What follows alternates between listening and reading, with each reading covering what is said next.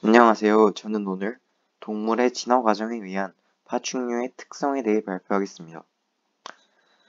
많은 학자들은 척추동물이 어류로부터 진화되었을 것이라고 예측합니다. 약 416만 년 전 고생대의 대분기가 시작되었고 어류가 육지로 나오면서 최초의 양서류가 생겨났습니다. 양서류는 대부분 물가와 육지를 오가면서 생활했고 어류와는 비슷한 모습이 많았습니다. 양서류는 다시 완전히 물 밖으로 나오며 진화하여 파충류가 되었고 파충류는 포유류와 조류로 진화했습니다. 각각의 생물들은 진화 과정에 있어서 최적의 신체 구조를 갖게 되었고 그 점이 현재까지도 이어지고 있습니다. 그 중에서도 오늘 이야기할 파충류는 상당히 독특한 신체 구조를 가진 동물입니다. 파충류는 처음으로 물 밖에 적응한 동물로 생존을 위해 에너지와 물을 최대한 아끼는 방향으로 진화해왔습니다. 그 특징을 여러 가지 부분에서 살펴볼 수 있는데 먼저 배설 과정에 대해서 살펴보도록 하겠습니다. 동물은 단백질을 섭취하면 암모니아가 발생하게 되고 이 암모니아를 정화하여 배설합니다. 암모니아는 염기성의 물질로 체내의 pH, 즉 산성도를 다르게 하여 신체 내에서 심각한 문제를 일으킬 수 있기 때문에 반드시 무독화 과정이 필요합니다. 인간을 비롯한 많은 동물들이 이 암모니아를 간에서 요산으로 정화하여 물에 녹인 상태로 배설합니다. 하지만 파충류는 물에 녹지 않는 결정형의 요산을 배출합니다. 요산은 비록 에너지가 많이 들긴 하지만 암모니아를 완벽하게 무독화시킨 물질로 물에 잘 녹지 않는 성질을 가집니다.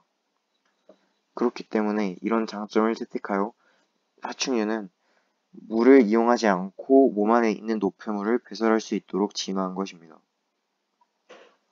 이는 파충류가 육지에 적응하는 단계에서 진화한 것으로 파충류의 중요한 특성 중 하나입니다. 파충류에게는 또 다른 중요한 특징이 있습니다. 그것은 이심방 불완전 이심실이라고 불리는 특이한 심장의 구조입니다. 인간을 비롯한 많은 포유류들의 심장은 두 개의 심방, 두 개의 심실로 총 4개의 구역이 명확하게 나누어져 있고 이 구역들 사이에는 판막이 존재합니다. 하지만 이심방 불완전 이심실은 심방 사이는 완벽하게 분리가 되어 있지만 심실 사이가 완벽히 분리가 되어 있지 않습니다. 인간과 같은 동물이 채택한 이심방 이심실은 산소가 많은 혈액과 산소가 적은 혈액이 섞이지 않고 혈액이 더 강하게 온몸을 순환할 수 있다는 장점이 있고 이심방 불완전 이심실은 활동을 격하게 할 때에는 폐동맥으로 혈류량을 늘리고 그렇지 않을 때에는 저항을 늘려서 혈액의 공급을 줄이기 때문에 상대적으로 필요할 때만 에너지를 사용하여 적은 에너지를 이용해 생명활동을 유지할 수 있는 것입니다. 앞서 설명했듯 파충류는 처음으로 물 밖에 나오게 된 동물이기 때문에 굉장히 힘든 상황에서 적응해야 했고 에너지 낭비를 최소화할 수 있도록 이런 방식을 채택한 것입니다. 추가로 파충류가 변온동물인 이유도 이와 같은 맥락에서 해석할 수 있습니다.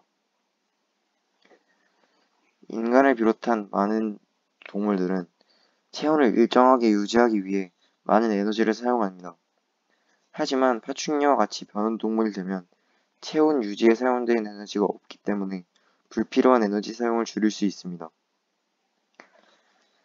지금까지는 파충류의 특징에 대해 말씀드렸지만 다른 동물에서도 진화 과정이나 생활 환경에 따라 독창적인 신체 구조가 생기기도 합니다.